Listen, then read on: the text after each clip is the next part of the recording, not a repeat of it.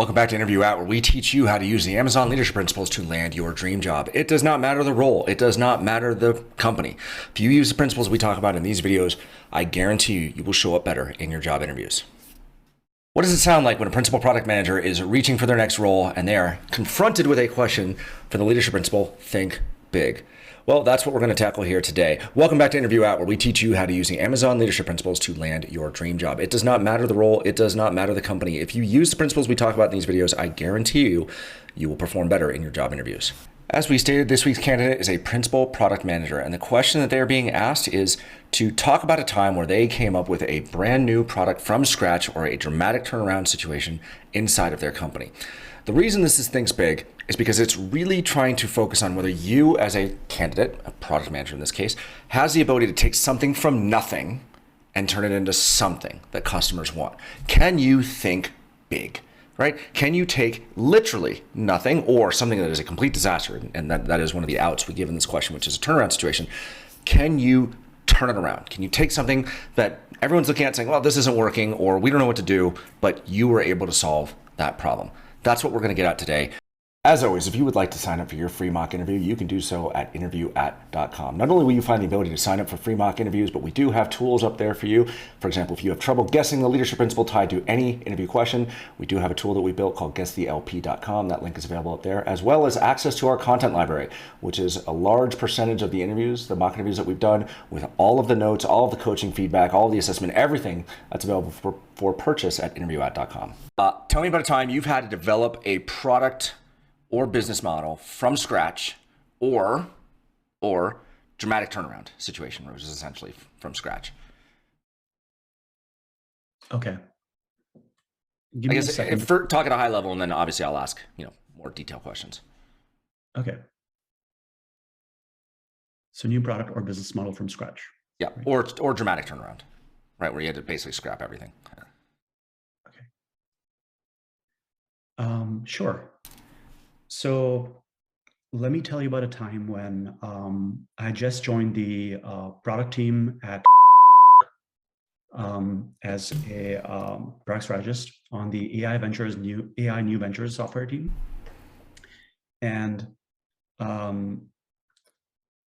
was working on a product called DraftSpark, which was an RFP assistant, an AI meeting assistant, which let people leverage their past proposals and create new proposals.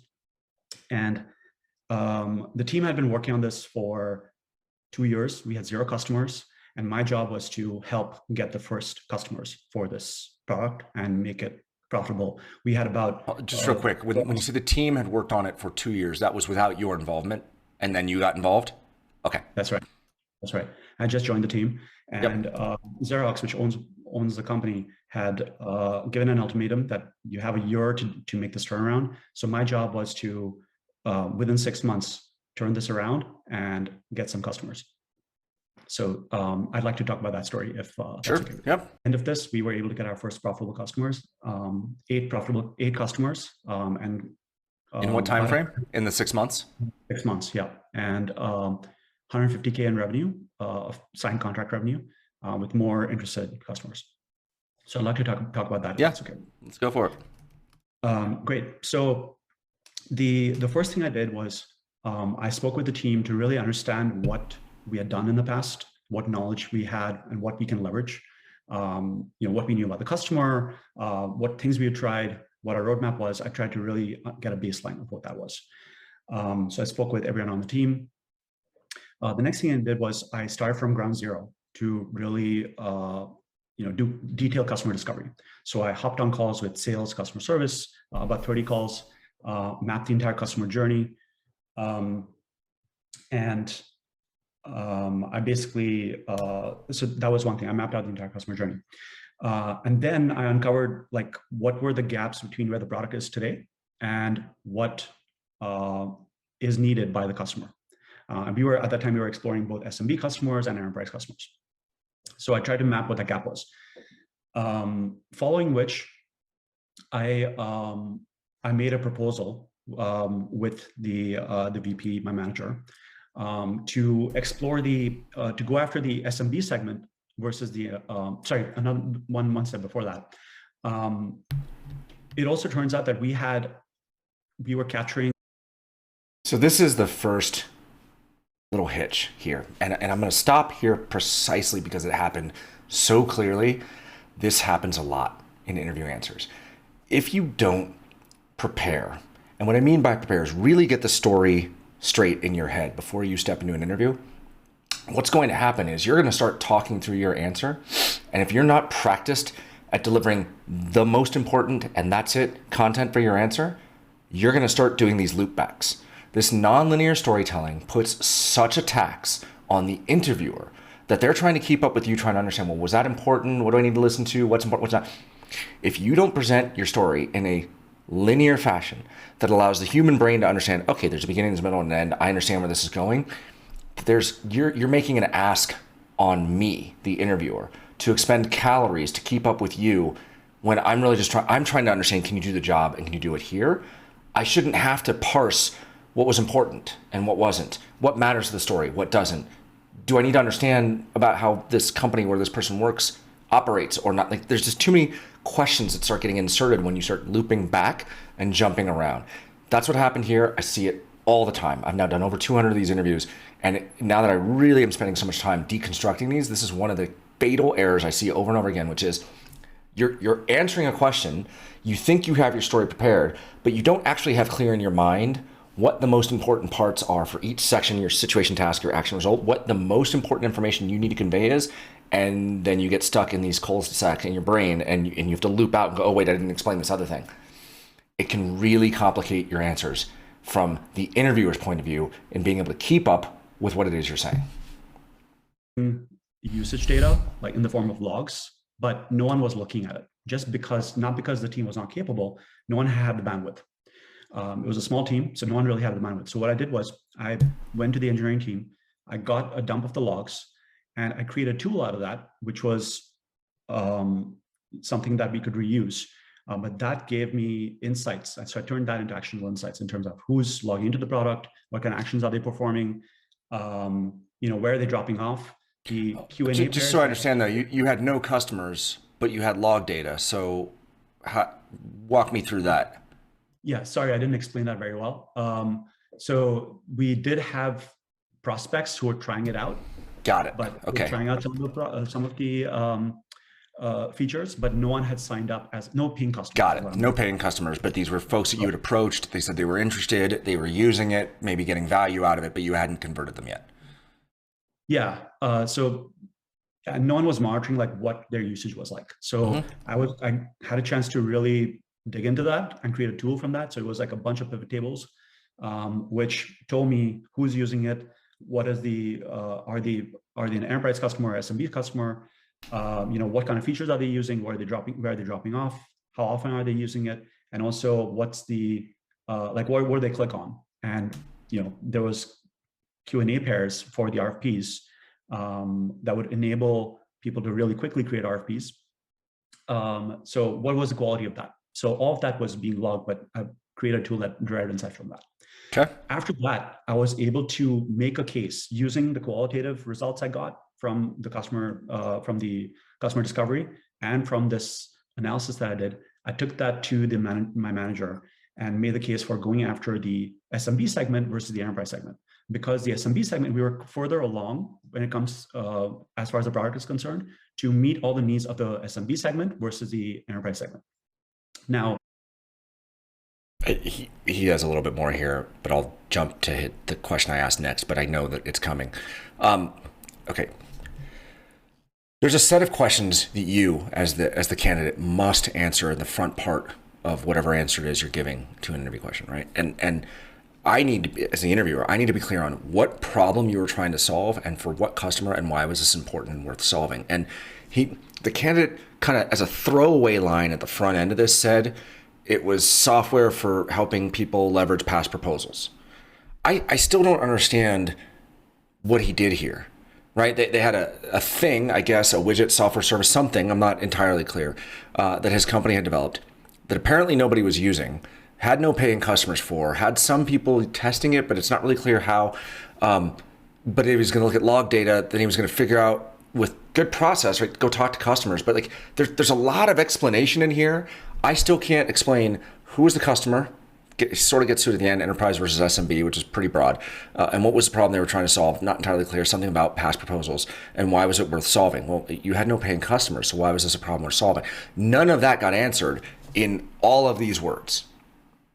So as an interviewer, I'm left wondering, is he working on the right things, right? So a lazy interviewer may not wonder about that, and they might just kind of move on to the next thing and just kind of plod along with their questions. But I kind of throw out a lifeline here where I ask that question, the kind of questions that he didn't ask, but really most importantly, what did you do? I still don't understand what he did here.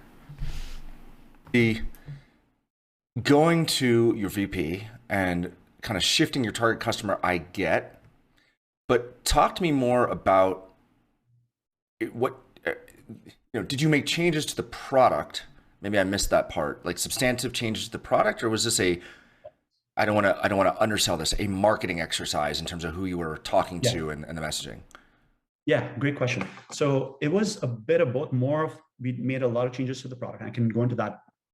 So basically, enterprise. So if you look at SMBs versus enterprise, SMBs they did not care about things like high-end security. They didn't care that much about on-premise solutions. They didn't care about integrations with Excel. They didn't care about integrations with SharePoint, right? As enterprise customers care about all those things. Also, SMB customers didn't really care about detailed workflows, right? So when you create an RP, they didn't really care about it going through many different approval processes, but they did care about, we want to leverage the entire team's collective knowledge. So I want to assign this question to this person and this question to this person, so that they can best and make sure that what the AI is producing is actually relevant and valid, and we create the best possible proposal as a team. So we made all those changes. On the technology side, we had to shift from to a hybrid AI model. So instead of the customer just uploads a bunch of proposals and that they have responded to, and then so it has question and answer pairs, and then uploads a target proposal and then just gets an output. Instead of that, we shifted to, hey, upload a bunch of proposals and upload your target proposal, and then you train the AI. So it's like human assisted AI. So it required a shift in the technology so that it was more human assist, and that required changes to the UI as well. And of course, setting expectations with the customer that, for the first, 7 to 10 days, if you use it, you'd be training the AI, and then you'll be able to get a good initial draft. And that came to the marketing side. So instead of messaging it as, you can win more bids and win more deals, instead we shifted our focus to get a great initial draft that you can then use and submit. So those were the changes we made. So again, for someone at this level, I would expect them to have a very high degree of customer segmentation information clear in their brain as to who they're targeting. And this answer starts with, well, we know this about our SMB customers, we know this about our enterprise customers, but it's not really clear that he lands how they know this. Did that come as part of the information exercise he talked about in the first part of the answer, or was that something they always knew and didn't act on? And then two, he talks at a very high level of like things they care about and don't care about, but then he doesn't link that back to what they ultimately did, which is, it sounds like, this changed model for how information was coming in and a hybrid assist AI. There's a lot of words being used here, but again, the mindset you have to put yourself in is, I'm an interviewer. I probably don't know you, your product, or your company. I might, but I might not. If that's true, how much do I need to actually know to come out of this discussion with you with an honest and well-informed assessment as to whether or not you can do this job and do it at this company and do it very well? I don't have yet a sense, and this is a principal product manager, I don't have yet a sense that this person was taking on a large-scale problem, that they started from scratch. In this case, it sounds like it was a turnaround situation, but what exactly they were doing and why. And so there was a lot of process in the very first part of the discussion, but it's now devolving into not a great answer. It's not clear. There's no, I don't know what he did. I guess that's the short end of it. I don't know what he did. They're going to go enact some changes and change the AI model to make making proposals better. I think that's the answer. But especially coming from someone at this level, I, as the interviewer, should be much more clear on what was being done. It shouldn't be left to like spin the wheels in my head and feel stupid. How did you, I mean, aside from talking to your VP, well, the way I phrased that kind of poorly. So you spoke to your VP to get buy-off. Fine, I get that. But how did you validate ahead of talking to your VP and after talking to your VP and kind of going to execution? How did you validate what you were doing? Yeah. So more specifically, how did you validate that this was going to be something that your customers were ultimately going to pay for, and not just say, oh, sure, yeah, we want this and that. And customers, they tend to lie about what they're willing to pay for. Absolutely. Great question. So so what we did was, I had I had done this analysis from all these calls I had from sales and customer service, and I'd mapped out all their needs to the current state of the product. So that was one thing that really gave me good data. The second thing we did was, so I went to the VP. Obviously, she was initially opposed to this because of that sunk cost, and we had come very close with some enterprise customers, which is why she didn't want to like completely lose focus of enterprise customers. But the way I positioned it was, hey, I've spoken with the rest of the team, marketing, sales, everyone's on board.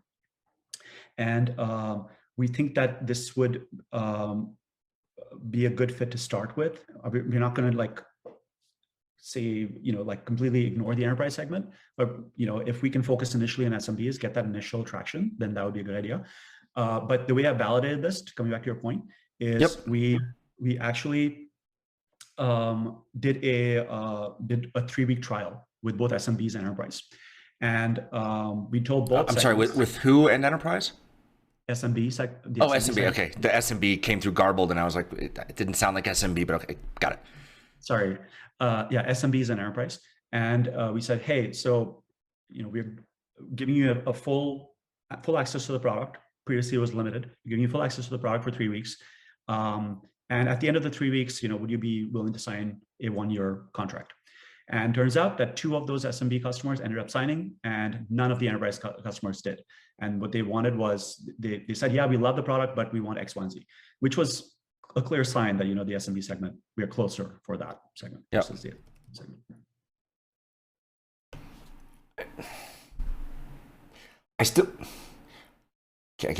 I still don't know what they did, because backing up one answer block, the candidate says that they wanted to change the AI model and had to make a bunch of UX changes, etc.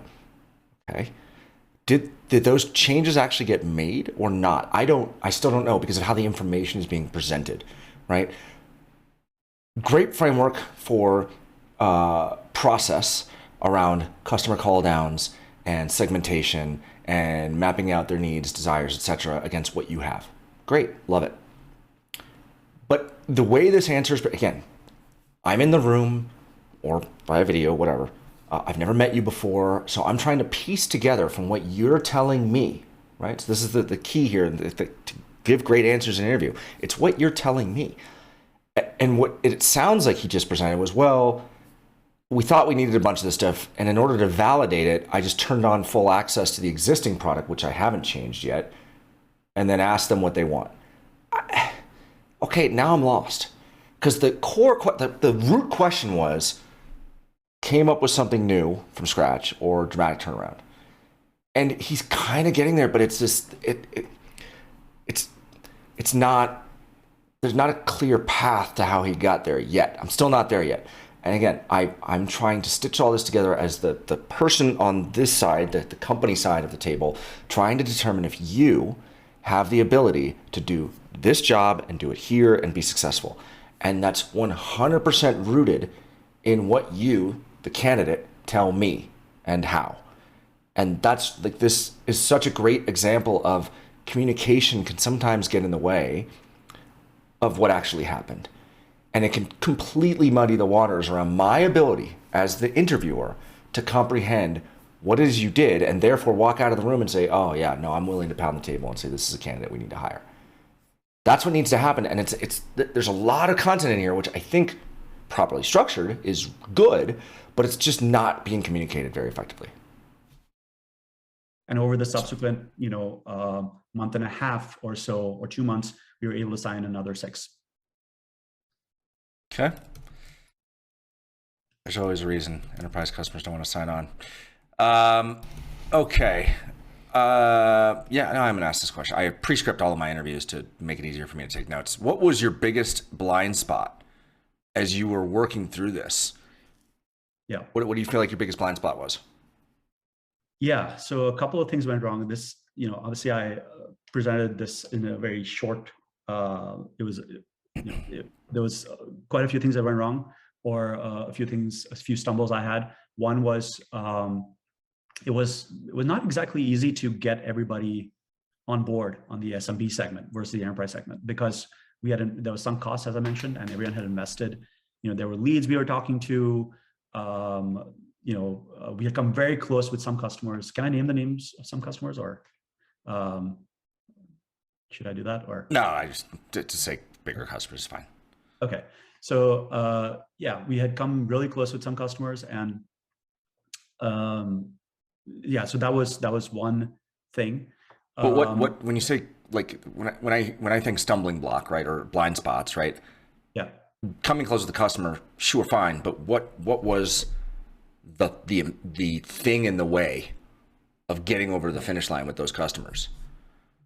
Yeah. So one big one for both SMBs and enterprise was quality.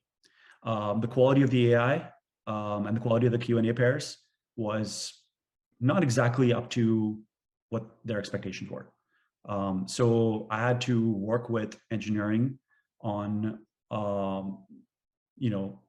new AI model, basically, which involved that hybrid AI, as I mentioned, and we shifted focus from, you just add a bunch of proposals and you add your target proposal and you get your filled out proposal, versus the customer has to work and train the AI over a 1 to 2 week period, and then it learns from its past proposal, it's responded to, and helps it create a target proposal. So that took a good amount of time. Like, I had to really understand. It was my first time working in an AI, in the AI domain, with an AI product. So I had to really spend time with the engineering team to really understand it, and research it on my own time as well. So that was one hurdle. The other hurdle was actually, I did have some friction with sales, because sales had made a bunch of requests. Initially, this was early on. Sales had made a bunch of requests. Like product requests? Product requests, yeah, okay, for new features. And I had said no to them because there wasn't enough data saying, to back up that more people wanted this. They were like one-off requests. That created a bit of friction. And eventually what I did was I acknowledged their contributions. I said, hey, I'm here to basically, I'm here on the team to basically help us arrive at a good result, to help get our first customers. But I also started to say no more diplomatically, to really explain that, we want to make sure that there's, one-off requests are one thing, but if there's enough customers that want it, then it makes sense, because we have limited resources. How can we really invest our limited resources to serve the customers that we want to serve the best? So those are the biggest areas where, there were stumbling blocks. Okay. Principal product managers, it's a higher level of responsibility. It's a higher level of scope. And generally the expectations are going to be quite a bit higher for someone at this level in terms of being able to effectively communicate strategies, decisions, outcomes, etc. And we spent a bit of time in this video talking about the lack of clarity, the nonlinearity in the storytelling, the lack of detail, lack of depth of field, the content. Too many prompting questions were being asked to kind of direct the candidate to kind of get the information that was being requested. And at the end of the day, I think this specific interview could be summed up as just being, it was too high level. There was not enough detail, but there was a lot of words. The candidate presented as very clearly well-spoken and didn't have a lot of ums and ahs and stammering and kind of, not a lot of that going on, but it felt like it was more of a rambling stream of consciousness around a moderately prepared, slightly prepared story versus a really well-crafted story. And part of delivering your content and doing it effectively in an interview is going to be stripping down your story to the bare necessities. What do I, as the interviewer, need to know? What is absolutely critical that I understand to assess whether or not you can do the job here and do the job well and be successful? And this candidate, there was just so much extra stuff here that I had to mentally parse through that it made it very difficult for me to say, oh yeah, no, this is a fantastic candidate for principal product manager. It would just be really hard based on this answer as given. Now, the assessment that I wrote on the candidate, and I'll share that here, was think big, has as much to do with having the big idea as it does with selling the idea. The candidate did not present their answer in a way that provided the level of clarity expected for someone targeting this PM role, this level of PM role. There were too many prompts to walk through the what and the why, which are hallmarks of a product manager trade. Unclear this early in the interview if this is a concerning gap in experience or simply a function of poor structure and communication skills.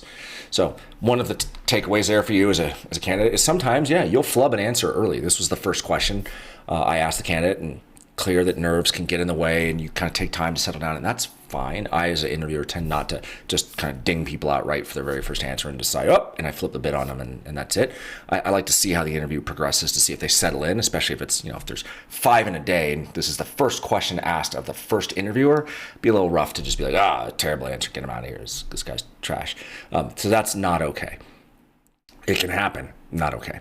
So I was looking for whether or not this person would settle down throughout the interview, but a recurring theme was this notion of just kind of lacking details and operating at a scale that just was not commensurate with the type of role he was going after. He was targeting a FANG company at the principal product manager level, talking about, like in the example he used here, talking about an opportunity to generate $150,000 in revenue. Look, if you're a solopreneur, you're launching software, you might be okay with 150K in revenue, but probably not. You want more. As a large company, this person was operating in a pretty good sized company. That's not a really big scale opportunity to share in an interview. And so it just became this impedance mismatch with the quality of the content, the story structure, the linearity of it, the details or lack thereof, the rationale, the thinking, the metrics, the data. There was just so much here that was missing. It would be really difficult to conclude that this person was ready for the principal product manager role at a FANG company. And hopefully you're able to glean a lot of that out from what the commentary has been throughout this video. So that does it for this week. If you like the content, I would appreciate you go ahead and liking it. If you love the content, I'd really love it if you subscribe. It makes my day whenever I see comments come through. So if there's something you'd love us to talk about here, please go ahead and leave those below, and we'll talk again next week.